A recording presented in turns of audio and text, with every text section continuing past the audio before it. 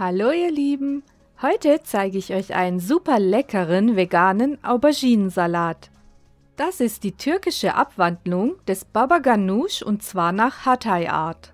Und Hatay ist ein Ort aus dem Süden der Türkei. Und dafür brauchen wir 2 rote Spitzpaprika, 3 Auberginen, eine Knoblauchzehe, eine Zwiebel, 4 grüne Spitzpaprika, eine Handvoll Petersilie, 2 Esslöffel Granatapfelsirup und 2 Esslöffel Olivenöl, 1 Teelöffel Salz und 120 Gramm Tomaten. Mein Backblech habe ich mit einem Backpapier ausgelegt. Die Auberginen steche ich rundum leicht ein und lege sie dann darauf.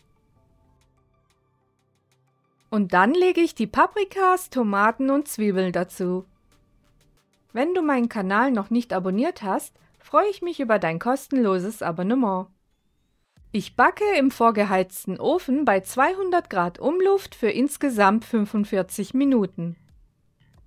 Die grüne Paprika habe ich schon nach 30 Minuten rausgeholt, die roten Paprikas, Tomaten und die Zwiebeln nach 35 Minuten und die Auberginen nach 45 Minuten.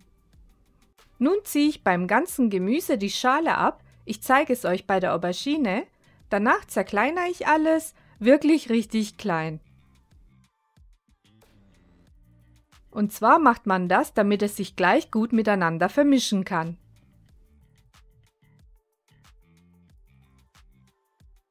Die zerkleinerte Knoblauchzehe mische ich jetzt mit dem Salz, Öl und Granatapfelsaft darunter. Die Zutaten und weitere Informationen findet ihr unten in der Videobeschreibung.